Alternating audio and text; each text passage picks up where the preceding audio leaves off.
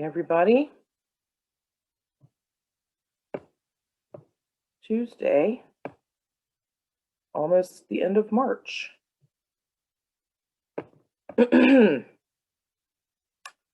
So it's almost allergy season. So I'm wondering who has allergies. So in the chat today, let me know. What do you have allergies to?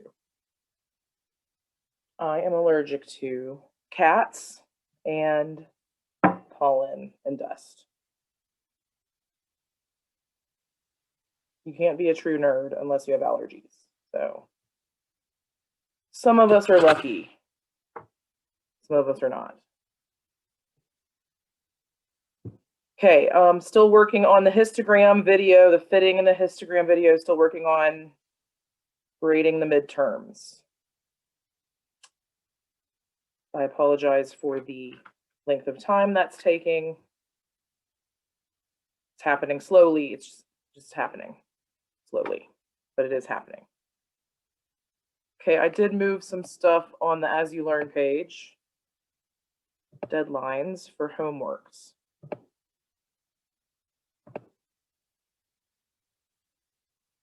Okay, so we are in week 11. And notice there's no homework due this week because it's moved to next week. Okay, let's move to next Thursday on 4/8. That way you can definitely be done with learning about linear least squares and have like several days to work on that instead of like one day after we're finishing linear least squares today. So all the other homeworks have been moved forward as well. Whatever was there before is moved to the next week. So we will hopefully keep this pattern of being kind of a week ahead, at least in lecture, compared to when the homework's due on that topic.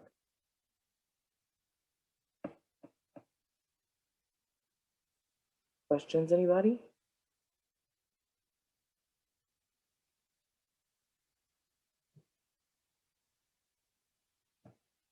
Okay. Taking a quick look at the As You Learn page. We have 3 weeks left, 4 weeks left of class.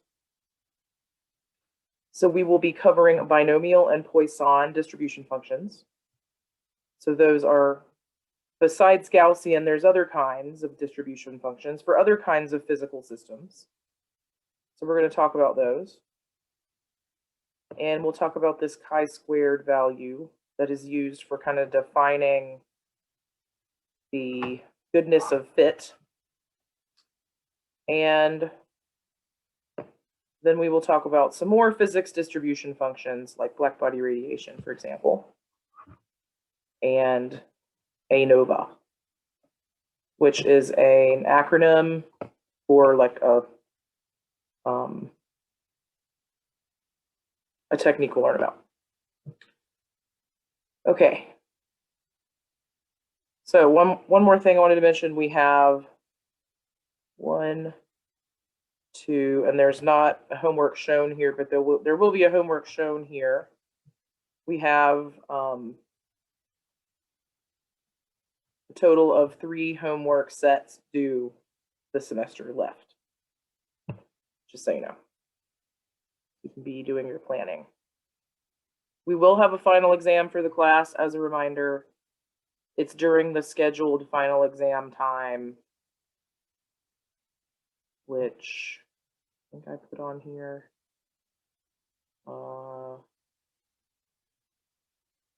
Maybe not. I will look that up and make sure we all know exactly when that is right after class. Questions? Final will be similar to the midterm. Yes.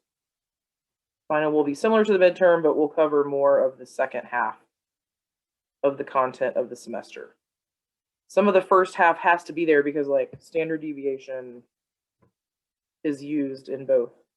You know, you can't like define certain things without knowing how to do that. Questions?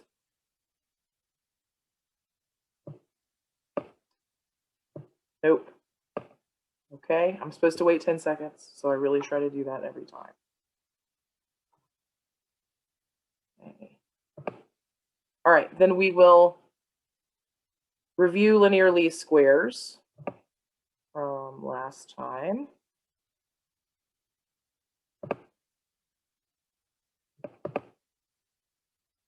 And I want to go over that example from last time that we did kind of quickly.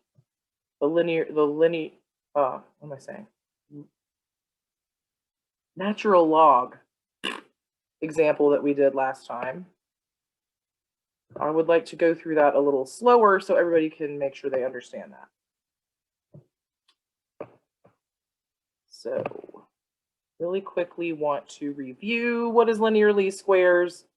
We are using a certain algorithm, a certain method for finding the line of best fit.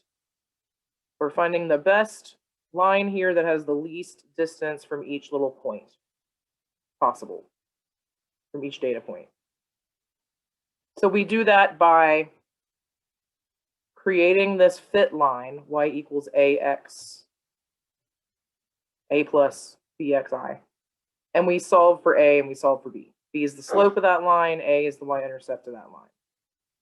And we use this linear algebra sort of method of solving for a and b. And we end up with this expression for a and this expression for b based on the data points individually. Screen share, sorry, thank you. Not something that should be forgotten. Okay, yeah, so y equals ax plus b, a plus bx, and we are finding the slope of that line and finding the y-intercept of that line. The line being this red line in this example based on these data points that I made up for the speed of light experiment. And we take this linear algebra approach to find A, to find B. We follow these steps. We end up with this expression for A, which is based on the data points and the number of data points. And B, which is based on, again, the data points and the number of data points. And we've also stated the uncertainties in that individual fit values, the y value for the fit, the uncertainty for the value A, the y-intercept, and the uncertainty for the value B, the slope, are these here. And this quantity delta is just a short way to write this expression. So there's just less writing. Okay. So we didn't really do an example yet in a breakout room with our linear least squares regression kind of algorithm.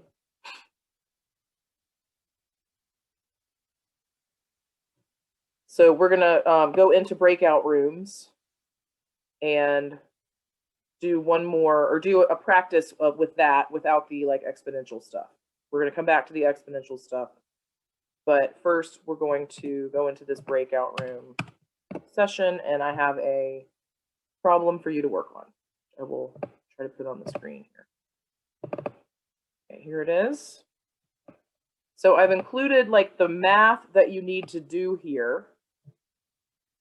The question is, there's these 4 data points, and you're going to use the linear least squares method to find the line that best fits the 4 points. So you're going to find A and B. You're going to calculate A and B, and then you're going to calculate the error, the uncertainty in Y, and then use that to find the uncertainty in A and the uncertainty in B. So the question that's being asked is, or what are these uncertainties? But you have to find all these other things first to find those uncertainties. So they're all listed there on the page. So I'm going to put this in the chat.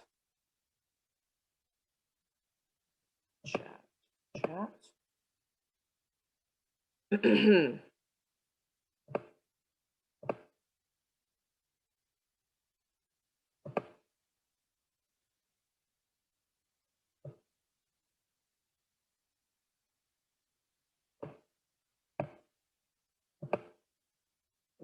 so that file is sent. Almost done. Okay. And I will display that again while I try to put y'all into breakout or get the breakout rooms open.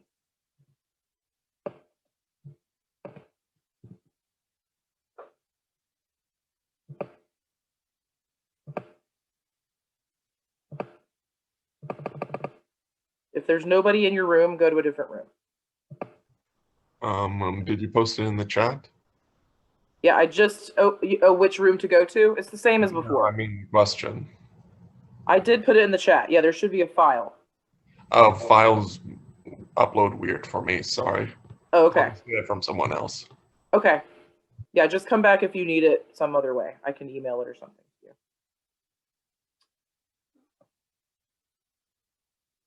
Okay.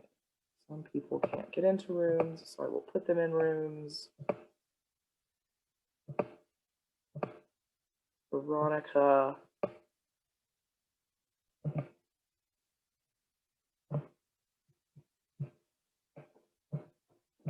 Okay, hey everybody. Were y'all able to get to a result for sigma B or sigma A? Anybody? I'm almost there. Almost there? I'm about to get sigma A. Okay. I also started at the same time as you all. So I just got sigma A and I did not get sigma B yet. But maybe we could compare some other values like B. Did anybody get B and A? Yeah. What'd you get? 1.1 for B and A is 6. Yes, me too. Okay, I'm seeing a lot of nodding. Woo! That's exciting. Thank you, Eric. Okay. Anybody got sigma Y? I got 0.9. Okay, I got 0.8. So we're close. Yeah. I may have made a mistake. I did this in Excel, as you can see. I was just trying to compute the, oh, you can't see that. Compute the given quantities, like these things on Excel.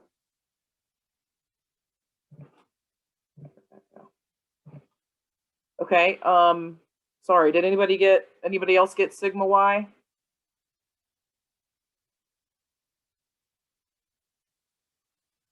Or sigma A? I got sigma A and sigma B using the Python code that we were given at the beginning of the semester. Great. So you're probably the best resource for correctness. So what'd you get for sigma A and sigma B? Sigma A is, I got 0.47, and for sigma B, I got 0.21. Okay. But I don't know if those are right at all. All right. Well, I'm going to calculate them and share that with everyone so we can make sure. Probably right, Jess, but just in case, I will be an independent calculator. And at least we have agreement on B and A. I'm proud of us for that. Is that what you got for B and A, Jess? 1.1 and 6? Yes. Woohoo! Okay. Thank you. And of course, you can do this by hand. You can do this on Python. You can do this on Excel. It's worth it maybe going one time by hand just to see what's going on instead of just plugging it into a equation or into a formula, into code. Okay, we're going to go back to the example from last time, which I also encouraged y'all to do on Python. but you could do it on Excel. It's okay if you want to. So I'm going to just say example. Okay, so this example is where we have a radioactive material emitting radiation. That emission is decreasing exponentially over time. So as T increases, the amount of stuff that is emitted decreases exponentially. And how fast that happens, if that's like a slow exponential decrease or a fast exponential decrease, that is indicated by this tau value here. Tau is a constant. It's going to be, like I said, like a indicator of that time. And in this case, it's called the mean life. I don't know. So the mean life has this value of V, and supposedly the number of counts in time is going to decrease exponentially. If we start counting the counts at t equals 0, we're going to measure V naught counts at t equals 0. And then later, at t equals 1 minute or something, supposedly we should measure less counts if tau is on the order of a minute. If tau is like 15 years, we're going to need to wait that long to see a change in the number, you know, a significant change to see an exponential decay. Okay, so people are studying this. They record some data every 10 minutes, as shown, and they're measuring the number of counts, number of emissions, radioactive emissions coming out of this material every 10 minutes. And we are told to use this natural log method here in order to find tau. We could put this into Excel and fit it with an exponential and find tau that way. But here, saying that it's much better doesn't really mean a whole lot, because that first one was so bad. Okay, and then I'll say this. I genuinely enjoyed it. Like, I unironically thought it was a good movie. The second one was crazy. It was like 4.5 hours. I couldn't make it through the whole thing. It was pretty good though. All right, let's get back to it. okay, so I'm back. Hey, everybody. Sorry about that. So we are told to take this equation, and the student takes the natural log of the equation. So the student takes the natural log of the left-hand side. Student takes the natural log of the right-hand side. Am I sharing my screen? Oh my gosh, sorry. And then once the student takes the natural log of the left-hand side, they get the natural log of V. It's still V of t, they just didn't write V of t here. Okay, then the natural log of this over here is going to be the natural log of this first thing plus the natural log of the second thing. So this is treated like a product. So we have the natural log of the first thing, V naught, plus the natural log of the second thing, which is E, the natural log of E to the minus t over tau. So the natural log of E to the minus t over tau is just minus t over tau. So we're left with that for our second term when we take the natural log of the right-hand side. So we now have an equation that we can think of as y equals mx plus b. Okay, so I tried to clarify this here. If we have an exponential function with coefficient a and exponential b, then we can take the natural log of both sides, and we're going to get the natural log of f equals the natural log of a plus bt.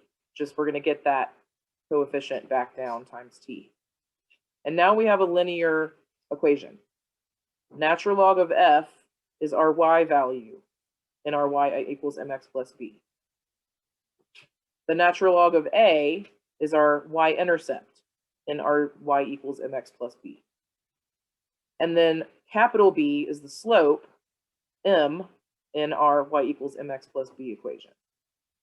So these two equations are the same thing, just written with different symbols here. So we can take our data for natural log of f and use that as our y column data. And then we can take our t data and use that for our x column data. So we're going to plot the y values, the natural log of f values, versus the x values, t. And we're going to have a line, a straight line. And so we're going to do a linear least squares regression of that.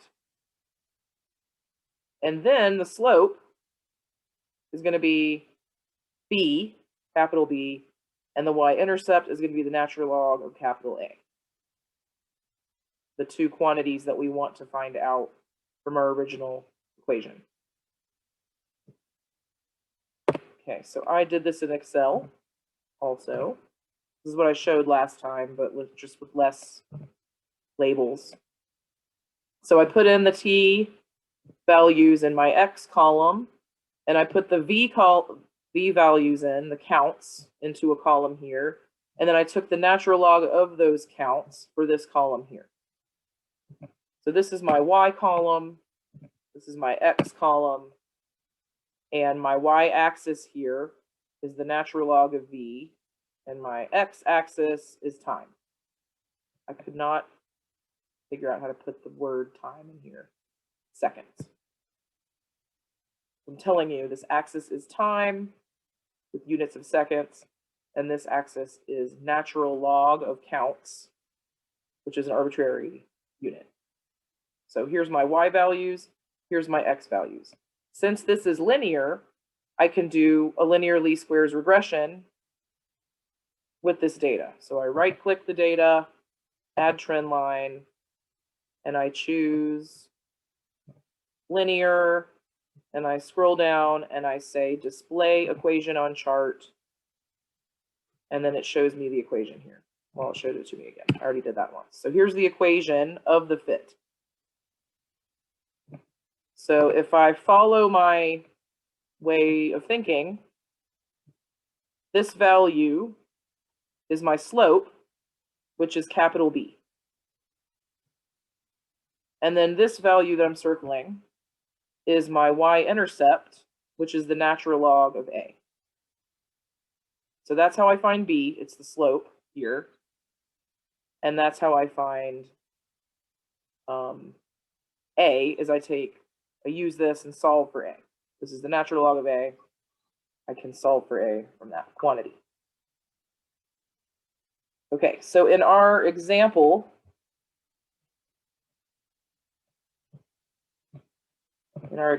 here, go to that slide. In our example here, we just have e to the minus t over tau.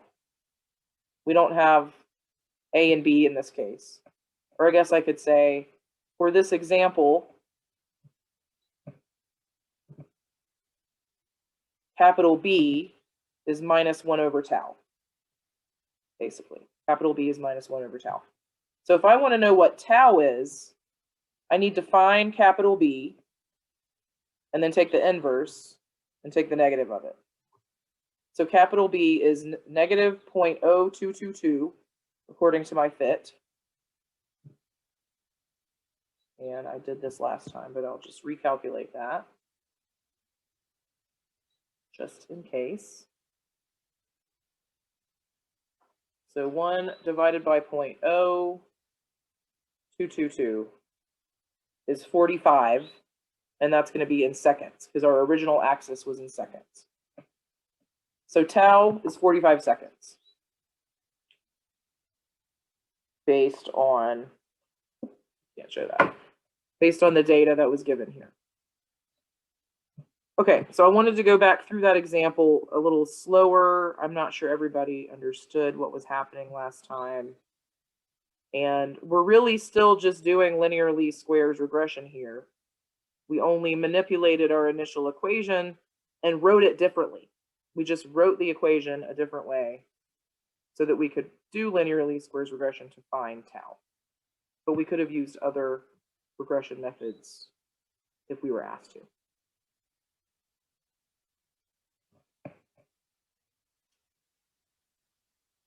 Questions, anybody?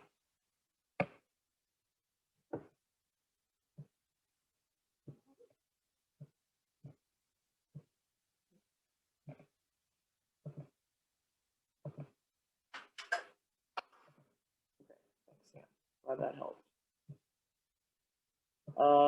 In the future, when you see an exponential decay curve, I always have like an immediate reaction to just fit it with an exponential. Do you think there's one way or other that's better? Is it better to fit with a linear least squared regression, or better to fit with a exponential curve when you have an exponential function? I'm asking all of you.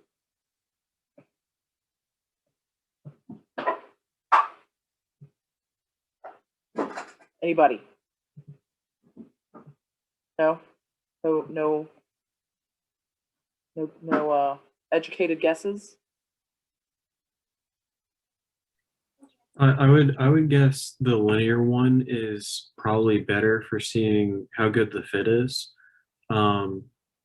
I kind of like seeing the decaying exponential, but I think that the linear is probably a little bit more useful. It's always easier to fit a line than a function. Just the amount of computations it takes to fit the line compared to the number of computations it takes to fit a curve. The number of computations is a lot less. So I like looking at it too.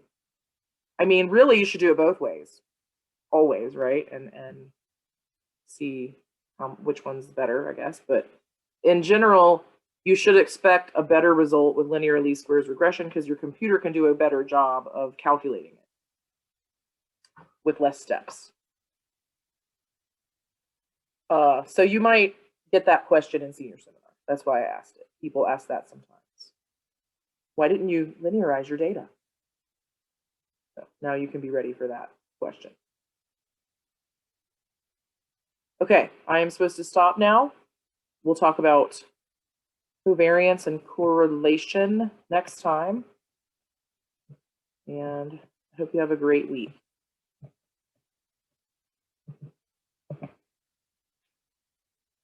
Thank you. Hello, everybody. Have a great day. You too. Thanks, Alex.